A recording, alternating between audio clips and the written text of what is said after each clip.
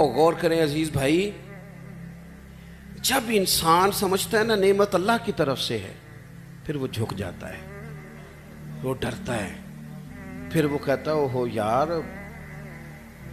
وہ فلانا بندہ مجھ سے زیادہ سیانا ہے، اس کے پاس اتنے پیسے نہیں ہیں، مجھے اگر اللہ نے دیے ہیں تو اس کا فضل ہے، مجھے نا کہانیاں نہیں سنانی چاہیے۔ میرے رسول پاک نا اعلیٰ اخلاق کی بات کرتے، اونچی بات کرتے۔ ایک شخص آ گیا حضور سے ملنے، بخاری میں حدیث کی اصل موجود ہے۔ عرب کے لوگ چونکہ اپنے غلاموں پر روب بڑا ڈال کے رکھتے تھے، پریشرائز کر کے رکھتے تھے۔ یہ طریقہ ہوتا تھا کہ وہ آواز نہ نکالے۔ مثلا غلام نے اگر جانور چھاؤں میں نہیں باندھا، دھوپ میں ہے تو مار پڑ جاتی تھی، کیوں نہیں باندھا؟ اور اگر اس نے کبھی باندھ دیا نا تو پھر بھی مارتے تھے، کہتے تھے تو اتنا سیانا ہو گیا تو نے پوچھا ہی نہیں، مرضی کر دی تو نے۔ ایک مزاج ہوتا ہے پریشرائز کرنا، پریشان کرنا۔ اور آج بھی میں نے یہ انداز دیکھا ہے، پر غریبوں کے لیے، غریبوں کے لیے، امیروں کے لیے نہیں ہے۔ یعنی وہ چلو وزیر تو ایک طرف رہ گئے، پیروں کا بڑا برا حال ہے، اللہ ماشاء اللہ۔ وہ بھی مرید تگڑا ہو تو رنگ اور ہے، بندہ ماڑا ہو تو انداز اور ہے، یہ ٹھیک نہیں۔ اقبال کہتے ہیں خدا بندہ یہ تیرے سادہ دل بندے کدھر جائے، خدا بندہ یہ تیرے سادہ دل بندے کدھر جائے۔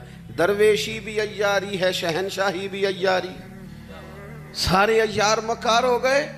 میرے عزیز نبی کریم صلی اللہ تعالی علیہ وسلم کی خدمت میں وہ شخص آیا اور اس نے آ کر کے نا حضور سے سلام لیا، تو اس نے صحابہ کو بھی نبی پاک کا ادب کرتے دیکھا، پر وہ سمجھ نہیں نہ سکا کہ یہ ادب ہے۔ اس پر مجبور نہیں کیا نبی پاک نے، کسی پر کوئی ایسی پابندی نہیں، اس نے ادب کرتے دیکھا۔ تو چونکہ اس نے بادشاہ دیکھے تھے، وہ ڈرنے لگ گیا اور کانپنے لگ گیا۔ حضور نے فرمایا کیوں ڈرتے ہو؟ کیونکہ وہ دور سے آیا تھا، ملک شام سے۔ تو وہ عرض کرنے لگا یا رسول اللہ صلی اللہ تعالی علیہ وسلم، میں نا مدینے کی ریاست کے سربراہ کے پاس آیا ہوں، ڈر لگتا ہے کوئی ایسی بات نہ ہو جائیں، آپ ناراض ہو جائیں۔ ماڑا بندہ بیچارہ مفت کے روب میں آ جاتا ہے کئی دفعہ، اور حضور کو تو اللہ نے روب دیا ہے، سرکار کا تو اصلی روب ہے۔ یہاں تو بعض غریب مفت کے روب میں بھی آ جاتے، ڈر رہا ہے۔ اب حضور اسے ایک تھپکی بھی دے دیتے، بات سمجھا بھی دیتے تو بات ٹھیک تھی، لیکن وہ بات تو دور چلی گئی۔ پتہ ہے حضور نے کیا فرمایا؟ فرمایا سن بھائی، تو کسی ریاست کے سربراہ کے پاس نہیں آیا، تو اس بیٹے کے پاس آیا ہے جس کی ماں گوشت کے خشک ٹکڑے کھا کے بھی گزارا کر لیتی، تو غریب ماں کا بیٹا ہوں، غریب ماں کا۔ حضور نے بتلایا کہ کسی اخلاق یہ ہے کہ کسی شخص کو آپ کسی پریشر میں نہ ڈالیں، اسے پریشان نہ کریں، آپ کا وجود، آپ کی طبیعت کسی کے لیے بوجھ کا باعث نہ بنے۔ میں نے اپنی زندگی میں ایک ارادہ کیا ہوا ہے، اس کے لیے مجھے نیند بھی کم کرنی پڑتی ہے۔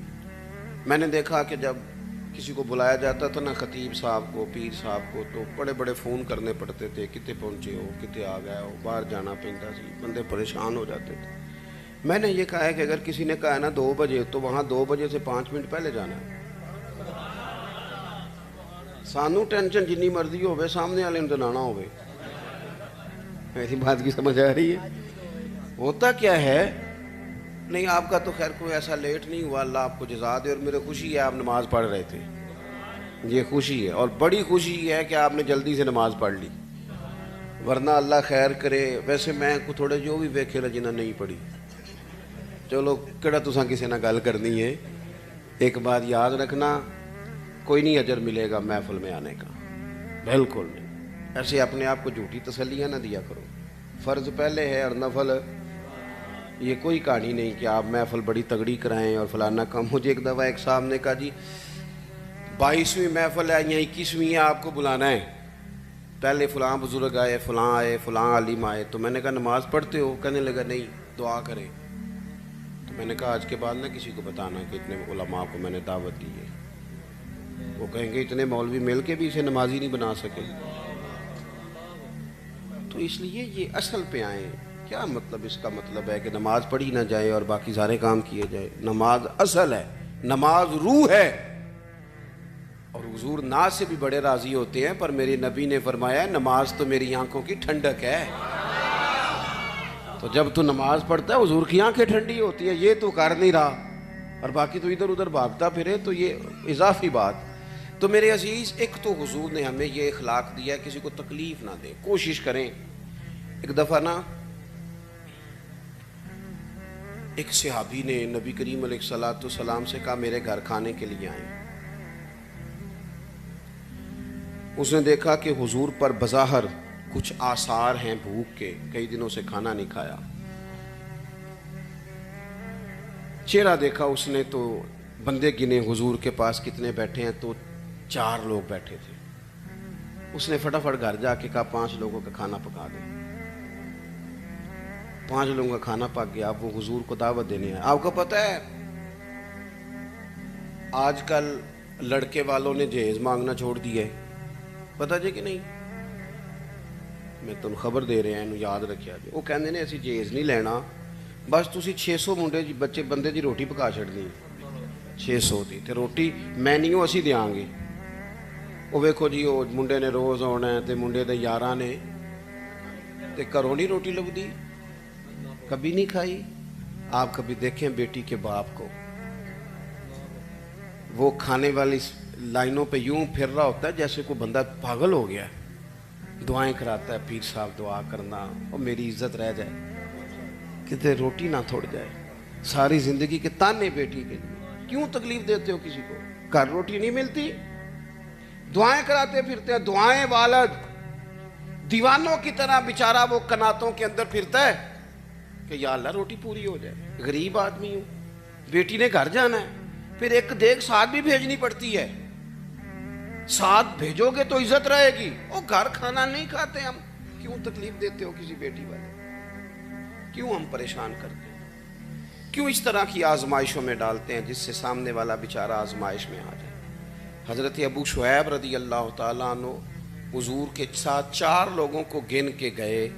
کھانا گھر میں پکوا کے واپس آ کے عرض کی حضور روٹی پک گئی آ جائیں. جب وہ واپس آئے تو ایک صحابی اور آ گئے تھے زیارت کے لیے، وہ بھی اٹھ کے ساتھ چل دیے. پتہ ہے حضور نے فرمایا، نبی پاک مالک ہے ہماری جانوں کے. حضور مالک ہے، مالک. حضور کے لیے تن من دھن ہر شے قربان تھی غلاموں کی. حضور 5 کیا 100 بندہ لے جائیں تو بسم اللہ کریں صحابہ.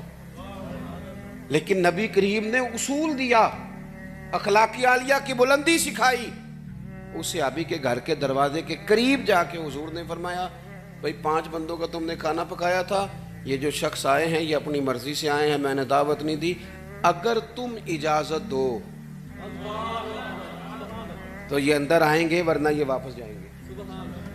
تم اگر اجازت دو. کسی کو تکلیف دی جا سکتی؟ ہمارا حال یہ ہے کہ ہمیں خبر کا پتہ بھی نہیں ہوتا کہ فلانے نے یہ کیا ہے کہ نہیں کیا، لیکن الزام گھر بیٹھے بیٹھے الزام لگا دیتے.